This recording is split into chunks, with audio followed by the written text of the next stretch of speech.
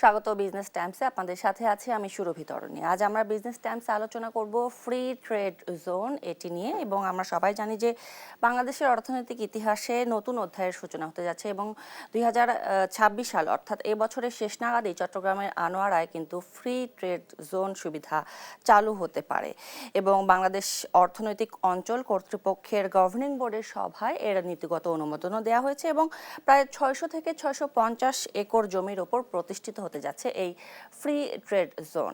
আমরা এই বিষয়টি নিয়ে আজকে একটু বিস্তারিত আলোচনা করব এবং আলোচনার জন্য আমাদের সাথে আজকে স্টুডিওতে আছেন ডাক্তার শাহাদাত হোসেন সিদ্দিকী, অধ্যাপক অর্থনীতি বিভাগ, ঢাকা বিশ্ববিদ্যালয়, এবং আমাদের সাথে আরও আছেন ডক্টর AKM নজরুল ইসলাম, উপপরিচালক BIDS।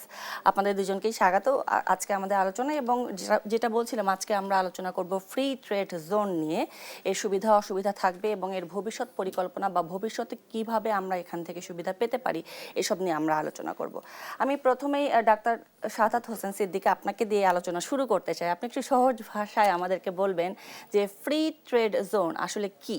জি, দেখুন, শব্দটার মধ্যে যদি আপনি গুরুত্ব দেন, যে বলা হচ্ছে ফ্রি ট্রেড, তার মানে হচ্ছে ট্রেড ফ্রি হবে। ফ্রি মিন্স হচ্ছে এখানে কোনো ধরনের ব্যারিয়ার থাকবে না, যেটা থাকবে সেটা ন্যূনতম ব্যারিয়ার। এখন বিষয়টা হচ্ছে এই ব্যারিয়ারটা কি, সেটা হচ্ছে যে শুল্ক নিয়ে যে কথা বলি, সেই শুল্ক সেটা মুক্ত থাকবে। তার মানে হচ্ছে যে কোনো পণ্য বিদেশ থেকে আনা, এখানে সংরক্ষণ করা সবকিছু, এবং আবার আপনি বিদেশে এক্সপোর্ট করা, রপ্তানি করা, সেই ক্ষেত্রে যে আমরা শুল্ক আরোপ করি সেই ধরনের কোনো বাধা থাকবে না, যে কারণে সেটাকে আমরা ফ্রি ট্রেড জোন হিসাবে। এখন দেখেন, এই সমস্ত জায়গায় যেটা হচ্ছে যে তাহলে পৃথিবীতে আপনার কাছে মনে হতে পারে যে বাংলাদেশ এখন ভাবছে, তাহলে আগে ভাবেনি কেন? তাহলে এটা যদি বিশেষ বেনিফিট দেয়, তাহলে পৃথিবীর সব দেশে কেন এটা করা হয়নি? এখন কথা হচ্ছে যে অর্থনৈতিক অঞ্চল যখন বলা হচ্ছে, যে আসলে স্পেসিফিক অ্যাডভান্টেজ, যে লোকেশনাল অ্যাডভান্টেজ তৈরি করতে পারে, অর্থাৎ একটা অঞ্চল তার জায়গাটা বিভিন্ন দিকে সুযোগ সুবিধা তৈরি করতে পারে কিনা, তার উপর ভিত্তি করেই কিন্তু হাব তৈরি হয়। যেমন বাংলাদেশকে সব সময় বলা হয় যে এই বঙ্গোপসাগর এবং আমাদের যে এই অঞ্চলটা, দক্ষিণাঞ্চলটা, এটার একটা সম্ভাবনা রয়েছে, এটা আমাদের একটা বিশাল অ্যাসেট, কিন্তু সেই অ্যাসেটটা আমরা কাজে লাগাতে পারি না বাংলাদেশে। এখন বর্তমান সরকার, অন্তর্বর্তী সরকার ভাবছে যে আমাদের একটা ফ্রি ট্রেড জোন যদি হয়, সেই ক্ষেত্রে বাংলাদেশের এখন ফ্রি ট্রেড জোনের চেয়েও আরো গুরুত্বপূর্ণ বিষয় হচ্ছে, আমরা যখন 2026 সালের 24শে নভেম্বর আমরা গ্রাজুয়েশন পেতে যাচ্ছি, সেই ক্ষেত্রে আমাদের দরকার কিন্তু ফ্রি ট্রেড এগ্রিমেন্টেও, যে আমরা এক দেশ আরেক দেশের সাথে কিভাবে মুক্ত বাণিজ্য করতে পারি। আমার যে এক্সিস্টিং বাণিজ্যটা রয়েছে ট্রেড, এক্সপোর্ট ইম্পোর্টের ক্ষেত্রে, সেই জায়গাটাই কিভাবে আমি মুক্ত করতে পারি এবং সেই জায়গাটাই যেন বাধা না আসে, সেটা করতে পারি। তার পাশাপাশি যদি আমরা মনে হয় যে একটা অঞ্চল যদি করে ফেলি, যেমন বাংলাদেশের সবচেয়ে বড় সমস্যাটা কোথায়, আপনি যদি চোখ বন্ধ করে বলেন, অনেকগুলা ইন্ডিকেটর আছে প্রতিযোগিতা মাপার জন্য, যে বাংলাদেশ বিদেশের সাথে বাণিজ্য করতে গেলে আমরা কোন কোন জায়গায় প্রতিযোগিতায় পিছিয়ে রয়েছে। আপনি দেখবেন 10টা থেকে 11টা ইন্ডিকেটর, এর মধ্যে 8 থেকে 9টা ইন্ডিকেটরের মধ্যে আমরা পার্শ্ববর্তী, মানে নেইবার যে ভিয়েতনাম, কম্পিটিং রাষ্ট্র যদি চিন্তা করেন, আমাদের প্রতিযোগী রাষ্ট্র ভিয়েতনামের থেকে আমরা পিছিয়ে রয়েছি, চীনের থেকে আমরা পিছিয়ে থাকি, ইন্ডিয়া থেকে আমরা অনেক ক্ষেত্রে পিছিয়ে থাকি কয়েকটা ক্ষেত্রে। অতএব সেই জায়গাগুলা মূলত আসছে প্রতিযোগিতায়, আমাদের সেই যে সক্ষমতার জায়গা দেখানো দরকার সেটা আমরা দেখাতে পারছি না। এই চিন্তা করেই কিন্তু ফ্রি ট্রেড জোনটাকে প্রতিষ্ঠিত করার চিন্তা করেছে, যে আমরা যদি ওই এই দক্ষিণাঞ্চলে যেখানে আসে জাহাজ ভিড়বে, সেই জাহাজ থেকেই গোডাউনে আসবে, সেটা আবার হয়তো প্রসেসিং হবে, র মেটেরিয়ালস হলে, অথবা আমরা যে লজিস্টিক সাপোর্টস হিসাবে একটা বড় কন্ট্রিবিউশন তৈরি হবে। যে লজিস্টিক্সের ক্ষেত্রে দেখবেন বাংলাদেশের অবস্থান অনেক নিচে। তার মানে হচ্ছে আমরা যে ট্রান্সপোর্টেশন অথবা ব্যবসায়ীর ক্ষেত্রে যখন বলবেন লিড টাইম, মানে হচ্ছে একটা ওয়ার্ডার আজকে আপনার কাছে পাস অন, কিন্তু সেটা আপনি আবার উনার কাছে পৌঁছাতে কত সময় লাগবে, এই যে দীর্ঘ সময়টা এইখানে দেখা যাচ্ছে অনেক কমে আসবে। সেই জায়গা থেকে বিবেচনা করে অনেক ক্ষেত্রে বলা হচ্ছে যে এটা তৈরি হলে অনেক অর্থনৈতিক সুবিধা তৈরি হবে, যেমন এমপ্লয়মেন্ট অপরচুনিটিজের কথা বলা হচ্ছে। এবং দেখবেন বলা হচ্ছে যে আমরা শুধু যে রেমিটেন্স কন্ট্রিবিউশন করে এক্সপোর্ট আর্নিংসেও করে, কিন্তু এই জায়গাটা যখন এক্সপোর্টকে বুম করবে তখন ফরেন কারেন্সি আসতে অনেক সহায়ক ভূমিকা পালন করবে। তখন বাংলাদেশের যে মুদ্রার বাজার, যেটা ডলারের এগেইনস্টে আমরা যদি এক্সচেঞ্জ রেট মার্কেটটার কথা বলি, সেই বাজারটা অনেক স্থিতিশীল হবে। ইভেন আপনার কারেন্সি স্ট্রং করার মাধ্যমেও বাংলাদেশ তখন ইম্পোর্ট অ্যাডভান্টেজ ক্রিয়েট করতে পারবে। ইম্পোর্ট কিন্তু পুশ করে আবার এক্সপোর্ট করার জন্য, কারণ আমাদের দেশে যদি ব্যাকওয়ার্ডের দিকে তাকান তখন দেখবেন আমার দেশের আরএমজি কিন্তু তুলা থেকে আসে, আমরা এত তুলা উৎপাদন করতে পারি না। তাহলে সেই জায়গাগুলা দিক থেকে চিন্তা করে তখন কারেন্সি স্ট্রং থাকতে আমরা একটা ইম্পোর্টের ক্ষেত্রেও একটা অ্যাডভান্টেজ ক্রিয়েট করতে পারবো। অনেক ধন্যবাদ আপনাকে। এই পর্যায়ে আমি অধ্যাপক নজরুল ইসলাম আপনার কাছে জানতে চাই, বাংলাদেশের বর্তমান রাজনৈতিক প্রেক্ষাপট যদি আমরা চিন্তা করি এবং যদি আমরা অর্থনৈতিক প্রেক্ষাপট চিন্তা করি, এসব চিন্তা করলে আসলে ফ্রি ট্রেড জোন বাংলাদেশের জন্য কি কি সুবিধা বয়ে আনতে পারে? দেখেন, ধন্যবাদ আপনাকে। ইন দ্য মিন টাইম আমার কো ডিসকাশন প্রফেসর শাহাদাত হোসেন সিদ্দিকী সাহেব কিন্তু অলরেডি বলেছেন যে আমরা 2026-এ আমরা কিন্তু এলডিসি গ্রাজুয়েশন করতে যাচ্ছি। আমাদের একটা পলিটিক্যাল এক ধরনের একটা ইনস্টেবিলিটির ভিতর দিয়ে আমরা যাচ্ছি, বাট আমরা খুবই আশাবাদী যে ফেব্রুয়ারিতে আমাদের যে ইলেকশনটা হবে তারপরে হয়তো আমরা একটা স্টেবল গভর্নমেন্ট পাবো। এটা শুধু ইন্টারনাল পলিটিক্যাল সিচুয়েশন দেখলে চলবে না, গ্লোবাল লেভেলে যদি দেখেন আমরা একটা অস্থির সময়ের ভিতর দিয়ে যাচ্ছি।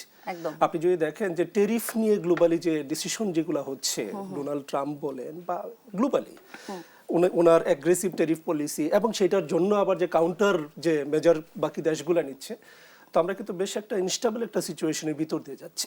আপনি যদি মিডল ইস্টের দিকে তাকিয়ে দেখেন, পেট্রোলিয়াম রিসোর্স, সেখানে কিন্তু এক ধরনের পলিটিক্যাল একটা ক্রাইসিস চলছে।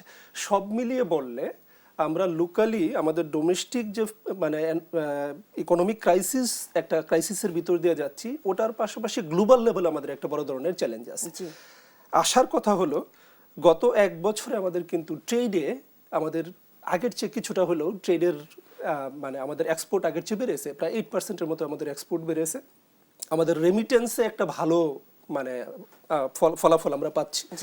গত বছর আমরা দেখেছি প্রায় আমাদের রেমিটেন্স আর্নিং কিন্তু 30 বিলিয়ন ক্রস করেছে, এবং আমাদের এক্সপেকটেশন গত 6 মাসের এই ফিসকালে দাঁড়িয়ে গত 6 মাসের রেমিটেন্স আর্নিং দেখলে এটা প্রায় $17 বিলিয়ন ক্রস করেছে।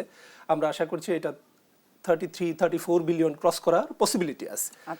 দুটা সাইড ভালো, কিন্তু যদি বাংলাদেশে দেখেন এই যে 24-এ যে এত বড় একটা পলিটিক্যাল পট পরিবর্তন হলো, আমরা বলছি কি যুব সমাজের যে তাদের যে এক্সপেকটেশন, ইউথদের এক্সপেকটেশন, জেনারেশন জি, জেনজির এক্সপেকটেশন, সেই এক্সপেকটেশনের সবার আগে যেটা থাকবে সেটা হলো আমি পড়াশোনা করলাম, আমি কিন্তু চাকরির বাজারে আমি ঢুকবো, আমার একটা ইকোনমিক অপরচুনিটি, সেটা চাকরি হতে হবে এমন কোনো কথা নেই, আমার ইকোনমিক অপরচুনিটি লাগবে।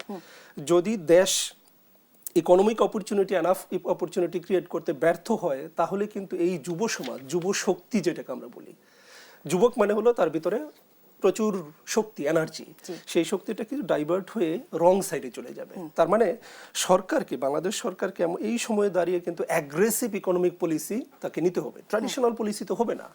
দেখেন আমাদের 8টা ইকোনমিক প্রসেসিং জোন আছে, ইপিজেড যেগুলোকে আমরা বলি, তাই না? আর অনেকগুলো আছে যেগুলো অ্যাক্টিভ, আমি বলছি 8টা অ্যাক্টিভ, এবং এর বাইরে কিন্তু আমাদের অনেকগুলো ইকোনমিক প্রসেসিং জোন নিয়ে কাজ শুরু হয়েছে, কিন্তু এখনো আমরা অপারেশনে যেতে পারিনি। তো এই ইকোনমিক প্রসেসিং জোনগুলো কিন্তু আমাদের এক্সপোর্ট আর্নিংয়ে কিন্তু বিশাল কন্ট্রিবিউশন রাখছে।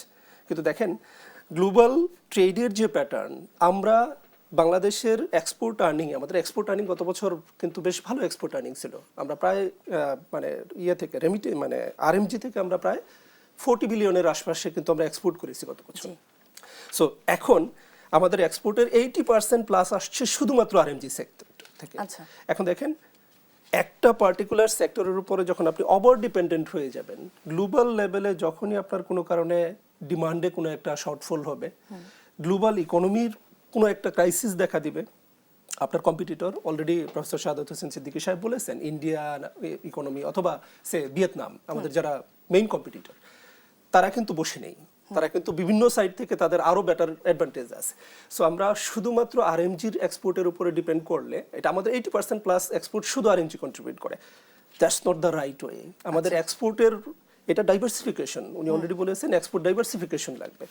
তার পাশাপাশি আরও যেটা বেশি দরকার সেটা হলো আমরা কি শুধু ম্যানুফ্যাকচারিং এর দিকেই থাকবো, না এর বাইরে আমাদের আরও কোনো অপরচুনিটি আছে?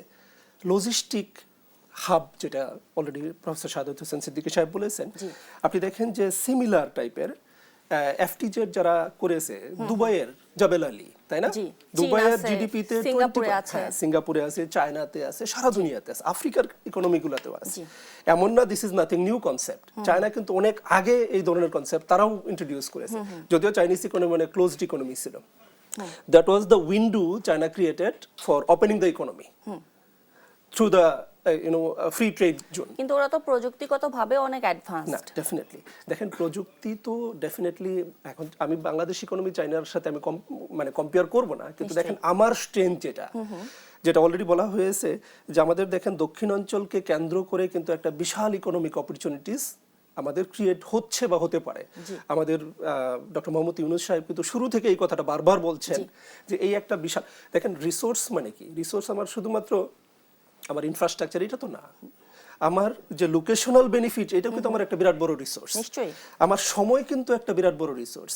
আমার বর্তমানে ট্রেডে যে সময়টা আমার যায়, একটা অর্ডার যখন ইউরোপ থেকে আসছে বাংলাদেশে, সেই অর্ডারটা পাওয়ার পরে আমার এখান থেকে বাইরে থেকে আমি ইম্পোর্ট করছি র মেটেরিয়ালস, টেকনোলজি ইম্পোর্ট করি, র মেটেরিয়াল করি, সেটা কিন্তু প্রসেসিং হয়ে মানে সেটা ক্লিয়ারেন্স পেয়ে বাংলাদেশে আসতে একটা সময় লাগে।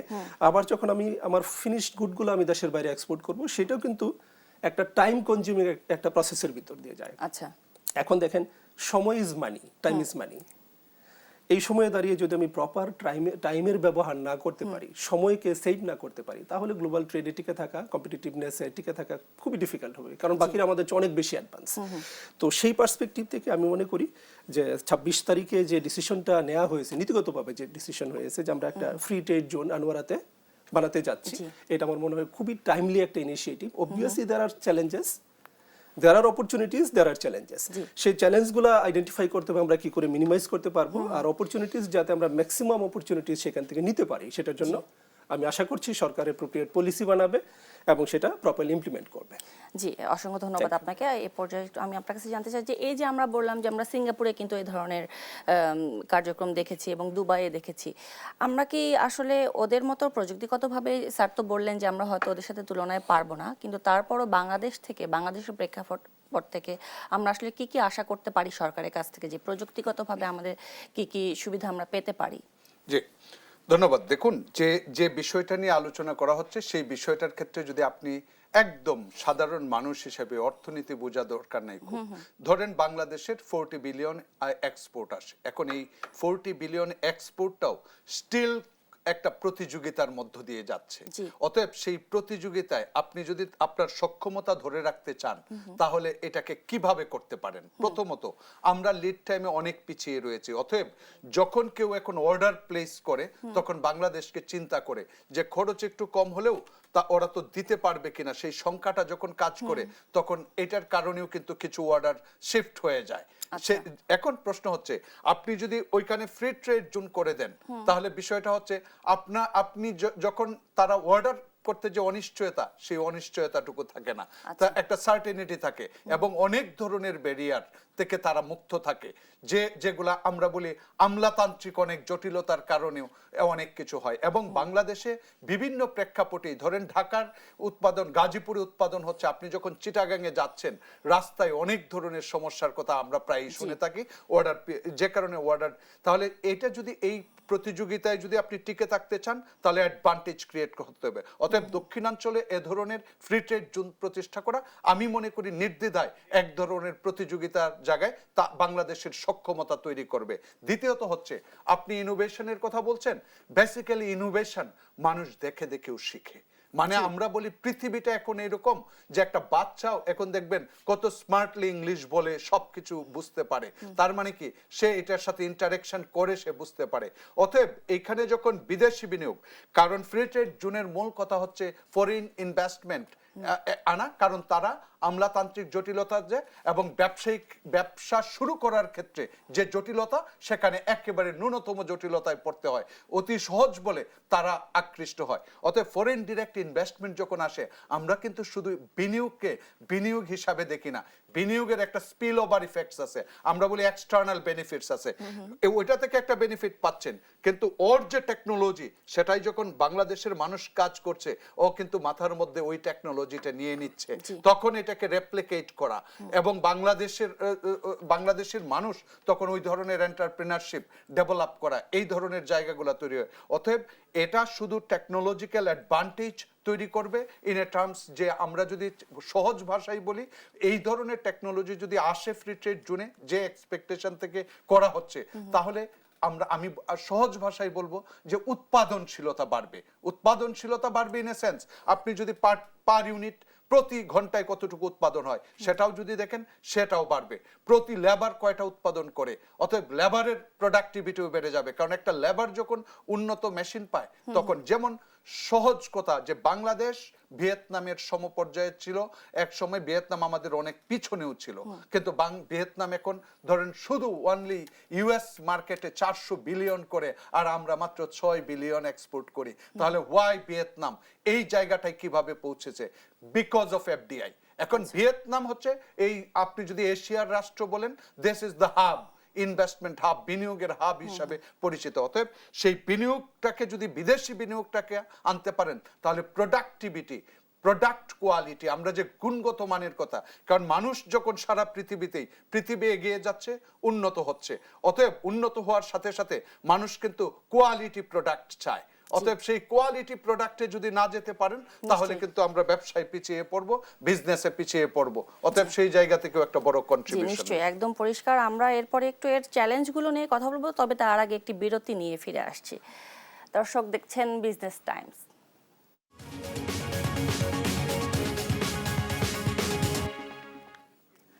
দেখছেন বিজনেস টাইমস এবং আজকে আমরা আলোচনা করছি ফ্রি ট্রেড জোন, ভবিষ্যৎ অর্থনীতি, এই বিষয়টি নিয়ে। এবং আমরা বিরতিতে যাওয়ার আগে কথা বলছিলাম এই সুবিধাগুলো নিয়ে, এবং এই পর্যায়ে আমি একটু এর চ্যালেঞ্জগুলো নিয়ে কথা বলতে চাই। এ পর্যায়ে ডক্টর AKM নজরুল ইসলাম, আপনার কাছে জানতে চাচ্ছি যে আসলে এর ক্ষেত্রে কি কি চ্যালেঞ্জ আমরা ফেস করতে পারি? Thank you. দেখেন, প্রত্যেকটা কাজের অবভিয়াসলি একটা বেনিফিট থাকলে একটা চ্যালেঞ্জ থাকবে, উল্টো পিঠও থাকবে মুদ্রার। ফ্রি ট্রেড জোনের যে ইমিডিয়েট যে চ্যালেঞ্জগুলো, যেটা একটু আগে প্রফেসর সাদত হোসেন সিদ্দিকী সাহেব বলেছিলেন, যে একটা স্ট্রং একটা ফিজিবিলিটি স্টাডি, এবং সেটা লাগবে ডেফিনেটলি, এবং সেটা অ্যাসাইন করা হয়েছে বেজা এবং বিডাকে দায়িত্ব দেওয়া হয়েছে। আমরা আশা করছি তারা একটা সুন্দর একটা ফিজিবিলিটি স্টাডি করবে।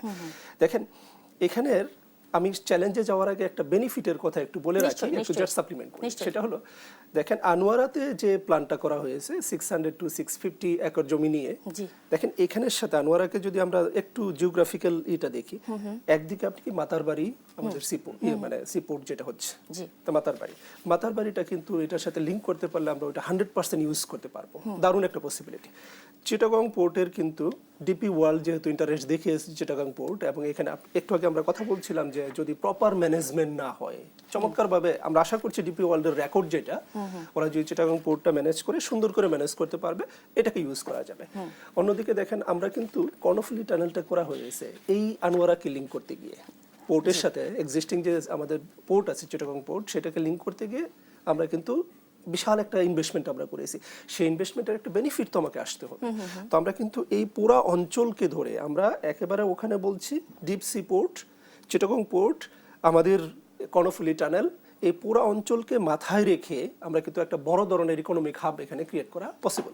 চ্যালেঞ্জগুলো কি দেখেন, চ্যালেঞ্জগুলো ইমিডিয়েট চ্যালেঞ্জ যেটা হবে, আমাদের কিছু রেগুলেটরি মানে প্রবলেম আছে, মানে আমাদের আইন কানুনে একটা পরিবর্তন আনতে হবে।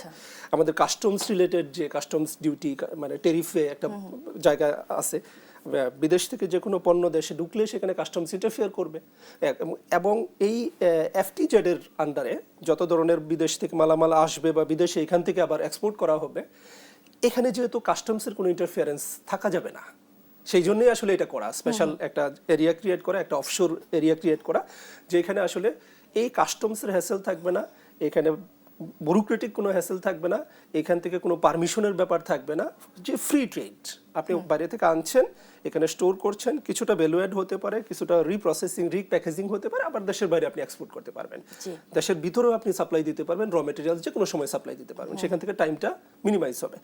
এখন সেই জন্য আমাদের যে এক্সিস্টিং যে রেগুলেশন, এক্সিস্টিং যে আমাদের আইন কানুন আছে, সেখানে একটা পরিবর্তন আনতে হবে, মডিফিকেশন দরকার, জি। এবং সেটা করা হবে। আশিক চৌধুরী সাহেব কিন্তু অলরেডি বলেছেন যে 8টা আইনে আমাদের পরিবর্তন আনতে হবে, জি, মোটামুটি সেই 8টা কাজগুলো আইনের করা কথা হবে। বলেছেন। এক্স্যাক্টলি। দেখেন, ওই ফ্রি ট্রেড জোনের যে এরিয়াটা 600-650 একর এরিয়া, সেই এরিয়াটা শুধু না, আশপাশের যে পুরো অঞ্চলটা, সেটা আপনি কিভাবে ম্যানেজ করবেন। শুধু এফটিজেড এর এরিয়াটা ম্যানেজমেন্ট তো হয়তো আপনি এফিশিয়েন্টলি করলেন, কিন্তু দেখেন এখানে ব্যাকওয়ার্ড ফরওয়ার্ড যে লিঙ্কেজেসগুলো, সেখানেও তো আপনাকে একটা বড় পরিবর্তন আনতে হবে। অতএব ওই এন্টায়ার অঞ্চলকে মাথায় রেখে আমাদের একটা সামগ্রিক পলিসি বানাতে হবে, যেখানে আমাদের, কারণ ওই ফ্রি ট্রেড এগ্রিমেন্ট মানে ফ্রি ট্রেড জোনের আশপাশের যে অঞ্চলটা, সেটা কিন্তু এটার সাথে কানেক্টেড থাকবে, একদম, তাই না? সেই কানেকশনের সেই যে চ্যানেলগুলো, সেই চ্যানেলগুলো যাতে এফিশিয়েন্টলি ম্যানেজ হয়, ওইটা নিয়ে যাতে একটা অ্যাগ্রেসিভ আমরা একটা পলিসি বানাতে পারি, সেটা লাগবে। দেখেন, যখনই আমি টেরিফ নিচ্ছি না, তার মানে কিন্তু টেরিফ মানে কি? টেরিফ মানে সরকারের আয়, তাই না? রেভিনিউ কালেকশনের সবচেয়ে বড় একটা জায়গা। নিশ্চয়ই তাহলে বাংলাদেশ সরকার এখান থেকে টেরিফ হারাবে, সরকারের আয় হারাবে ওখান থেকে, তাই না? তাহলে নিশ্চয়ই এটা অবশ্যই আমাকে এই জিনিসটা মাথায় রাখতে হবে যে বিদেশ থেকে পণ্য আসবে, সরকার কিন্তু ট্যাক্স বা টেরিফ পাচ্ছে না। ডেফিনেটলি এটার অন্য বেনিফিট আছে, আমার এখান থেকে ইনকাম জেনারেট হবে, এমপ্লয়মেন্ট অপরচুনিটিস ক্রিয়েট হবে, আমার নলেজ ট্রান্সফার হবে। অলরেডি প্রফেসর সাদত হোসেন সিদ্দিকী সাহেব বলেছেন নলেজ ট্রান্সফার হবে, টেকনোলজির অ্যাক্সেস আমরা পাবো, মানে অনেক এক্সট্রা বেনিফিট আছে। এটার ওই যে ব্যাকওয়ার্ড ফরওয়ার্ড লিঙ্কেজেসগুলো আগের চেয়ে অনেক বেশি স্ট্রং হবে, এবং সেখানে অনেক লোক এমপ্লয়েড হবে। ইন দ্য মিন টাইম আমি এরকমও কিছু ডিসকাশন শুনেছি যে ইমিডিয়েটলি হয়তো এখানে 5 লক্ষ জব ক্রিয়েশন হতে পারে, মিড টার্মে গিয়ে এটা 10 লাখ, এবং লং রানে গিয়ে যদি 10 বছর বা 15 বছরের একটা প্ল্যান হয়, সেখানে 15 লাখ ইমিডিয়েট একটা জব ক্রিয়েশনের একটা ব্যাপার থাকবে। তো that's a huge employment opportunities for Bangladesh. এর বাইরে আরেকটা বিষয় থাকবে, দেখেন, ডোমেস্টিক যে কম্পিটিটর, সে ফর এক্সাম্পল আমি বাইরে থেকে একটা প্রোডাক্ট এখানে নিয়ে আসলাম, র মেটেরিয়ালস দিয়ে আসলাম, সেটা ডোমেস্টিক্যালিও কেউ না কেউ প্রডিউস করে থাকে। এখন ওই প্রোডাক্টটা কোনোভাবে যদি বাংলাদেশ মার্কেটে, দেখেন ওইটুকু কিন্তু বাংলাদেশের বাইরে হিসেবে ট্রিট করা হবে। যখন আপনার ফ্রি ট্রেড জোন হয়, ওটা কিন্তু আলাদা করে ট্রিট করা হয়, ওইটার আইন কানুন সবকিছু ডিফারেন্ট থাকবে। এখন ওখান থেকে প্রোডাক্ট যদি ইললিগালি লোকাল মার্কেটে ঢুকে যায় উইদাউট পেইং ট্যাক্স টেরিফ, তাহলে ডোমেস্টিক যারা মানে প্রোডিউসার, তারা কিন্তু কম্পিটিশনে টিকবে না, তাদের কোনোভাবে কম্পিটিশনে টিকতে পারবে না। তো তাদের জন্য কিন্তু একটা থ্রেট ক্রিয়েট হতে পারে যদি আপনি প্রপারলি ম্যানেজ না করতে পারেন। তার মানে হলো ওই ফ্রি ট্রেড জোনের বাইরে যদি বাংলাদেশে কেউ ওখান থেকে মানে র মেটেরিয়ালস ওখান থেকে কিনে অথবা অ্যাক্সেস চায়, তাহলে সেটা ঢুকতে গেলে, লোকাল মার্কেটে ঢুকতে গেলে কিন্তু টেরিফ দিয়ে ঢুকতে হবে, এক্সিস্টিং যে টেরিফ পলিসি সেটা দিয়ে ঢুকতে হবে। যদি ওইখানে কোনো আইনি ফাঁকফোকর ক্রিয়েট হয় এবং যদি তারা টেরিফ না দিয়েই ভিতরে ঢুকে যায়, তাহলে কিন্তু লোকাল মার্কেটে যারা কম্পিটিটর, তারা কিন্তু কম্পিটিশনে পিছিয়ে যাবে, টিকতে পারবে না। হ্যাঁ, এক্স্যাক্টলি।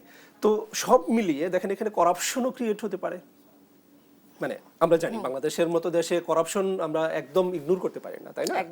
তো এই সব মিলিয়ে আমার মনে হয় there are challenges, but there are huge opportunities also.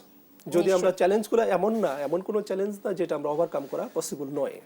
টেকনোলজির ব্যাপারটা শুরুতে আপনি বলেছিলেন যে আমরা তো টেকনোলজিক্যালি হয়তো চায়না অথবা সিঙ্গাপুরকে আমরা করতে পারবো। দেখেন, আমরা কিন্তু ডিপি ওয়ার্ল্ডের মতো এত রিনাউন্ড একটা মানে ফার্ম কিন্তু আমাদের চিটাগং সিপোর্ট ম্যানেজমেন্টের জন্য আগ্রহ দেখিয়েছে, তাই না? তো টেকনোলজি, তারা তো নিশ্চয়ই তাদের সাথে অ্যাডভান্স টেকনোলজি নিয়ে আসবে। সিমিলারলি আপনি প্রত্যেকটা জায়গায় কিন্তু টেকনোলজির অ্যাক্সেস আমি মনে করি না that is going to be a big issue, যদি আপনি প্রপারলি ম্যানেজ মানে পলিসি ডেভেলপ করতে পারেন এবং গ্লোবাল এই জায়গায় যারা গ্লোবাল লিডার বা যাদের এক্সপার্টাইজ আছে, তাদেরকে যদি আপনি প্রপারলি ইনভাইট করে নিয়ে এসে আপনি এনভায়রনমেন্ট ক্রিয়েট করে দিতে পারেন, সেটা হতে পারে। এর বাইরে আরেকটা জায়গা আছে আমি যেটাকে থ্রেট হিসাবে মনে করি, সেটা হলো কি, দেখেন, পলিউশন হ্যাভেন হাইপোথিসিস বলে একটা হাইপোথিসিস আছে, যারা আমরা এনভায়রনমেন্ট নিয়ে কাজ করি একটু।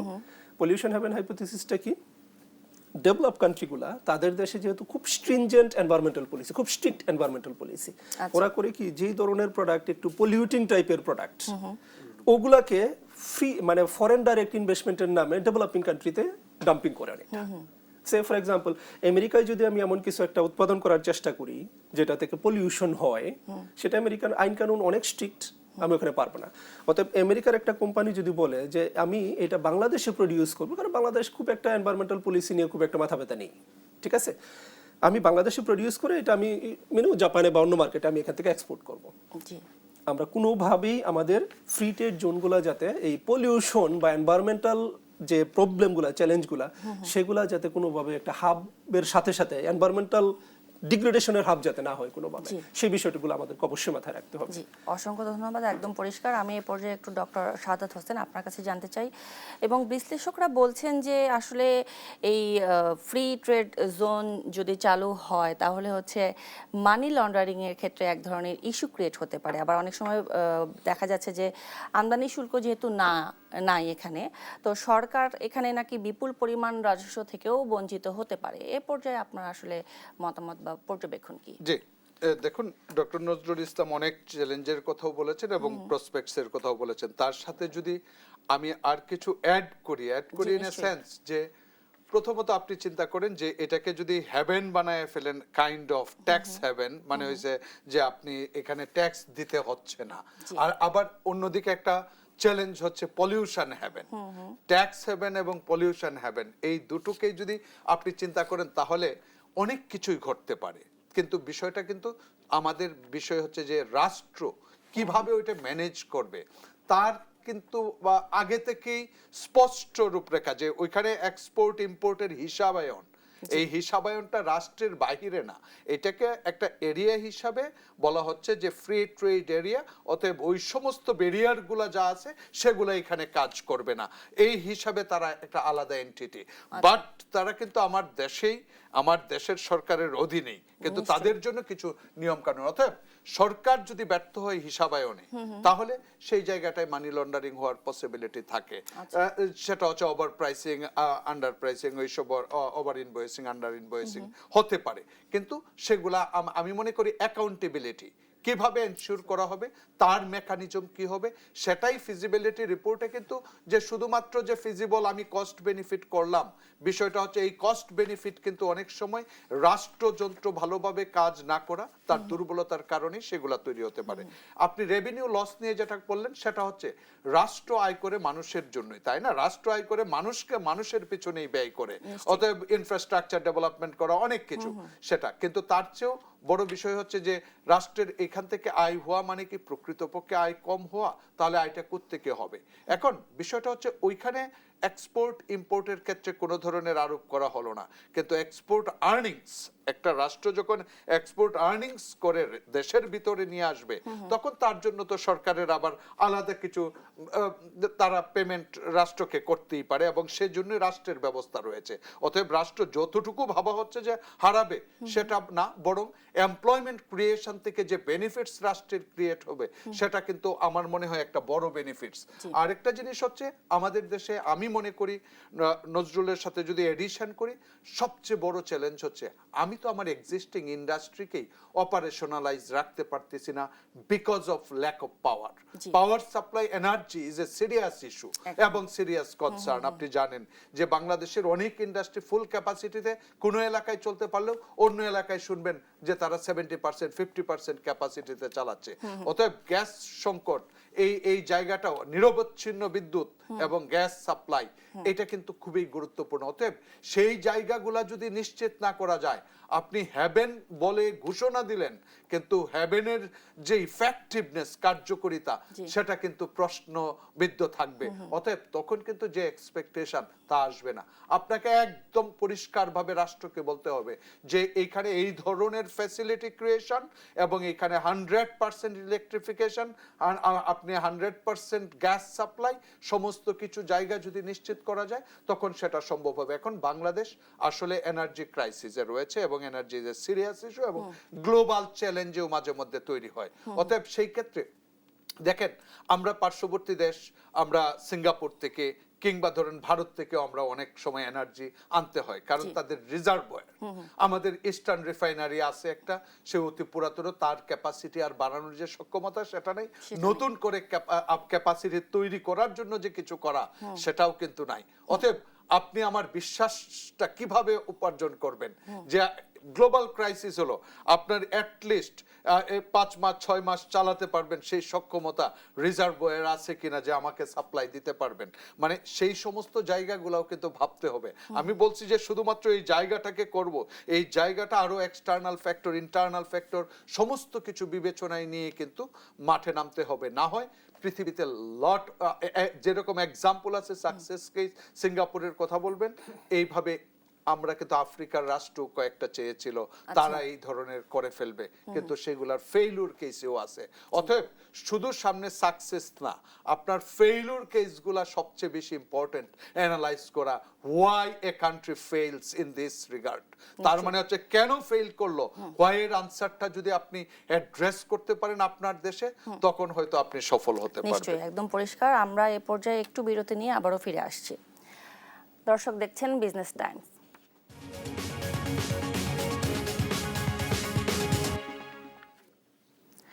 দেখছেন বিজনেস টাইমস এবং বিজনেস টাইমসে আমরা আলোচনা করছি ফ্রি ট্রেড জোন নিয়ে, এবং এ পর্যায়ে আমি প্রথমে চলে যেতে চাই ডক্টর AKM নজরুল ইসলাম আপনার কাছে। আমাদের হাতে সময় আসলে একদমই কম। আমরা আসলে জানতে চাই যে নির্বাচনের পরেই আসবে নতুন সরকার। আমরা জানি আমাদের হচ্ছে অবকাঠামোগত নানা ধরনের অসুবিধা রয়েছে, আবার আমলাতান্ত্রিক জটিলতা রয়েছে। তারপরেও আপনি আসলে কি পরামর্শ বা বলতে চান যে নতুন সরকারের জন্য সর্বপ্রথম পদক্ষেপটা কি হওয়া উচিত ফ্রি ট্রেড জোন চালু করার জন্য? Thank you. দেখেন, সবার আগে আমার কাছে যেটা মনে হয় যে আমরা এখন যে সময়ের ভিতর দিয়ে যাচ্ছি, দেখেন এখন কিন্তু ইলেক্টেড গভর্নমেন্ট না। যখন একটা ইলেক্টেড গভর্নমেন্ট আসে তখন কিন্তু পাবলিকের এক্সপেকটেশন অনেক বেশি থাকে, তাই না? তো সবার আগে পাবলিকের এক্সপেকটেশনকে মাথায় রেখে তাদের কনফিডেন্সটা দেয়া যে আমরা একটা নর্মাল টাইমের ভিতরে আসি। কারণ যদি লোকাল ইনভেস্টমেন্ট বা ইন্টারন্যাশনাল ইনভেস্টমেন্ট, ফরেন ইনভেস্টমেন্ট দেখেন, confidence is very important thing. So কনফিডেন্সটা এস্টাবলিশ করা, this very important thing. Second হলো ইকোনমিক একটা স্টাবিলিটি আসতে হবে, এবং সেই জন্য সরকারকে যে যে জায়গায় মানে ইন্টারফেয়ার করা দরকার সেটা লাগবে। যে কাজগুলা ইন্টারিম গভর্নমেন্ট শুরু করেছে বা পূর্ববর্তী সরকারের যে ভালো কাজগুলো ছিল সেটা যাতে বন্ধ করে না দেওয়া হয়, এটা সেটা শেষ করতে হবে। জি, অসংখ্য ধন্যবাদ। এই পর্যায়ে ডক্টর শাহাদাত হোসেন সিদ্দিকী আপনার কাছে জানতে চাই, একদম দুটো পয়েন্টে বলবেন কি পদক্ষেপ নেওয়া উচিত নতুন সরকারের। জি, এই বিষয়টার বিষয়ে আমি যেটা বলবো, জাতির কাছে স্পষ্ট করতে হবে যে ফিজিবিলিটি রিপোর্ট, এটা ডিটেইলসটা কি, তার মানে প্রাক্কলিত ব্যয় কত, সেটা সরকার কিভাবে অর্থায়ন করবে সেই জায়গাটা সুস্পষ্ট করা উচিত। অর্থাৎ সংস্কার ও স্বচ্ছতা জরুরি। অসংখ্য ধন্যবাদ আপনাদের দুজনকে আমাদেরকে সময় দেওয়ার জন্য। দর্শক, এতক্ষণ দেখছিলেন বিজনেস টাইমস। পরের বুলেটিন দেখার আমন্ত্রণ রইল। ধন্যবাদ।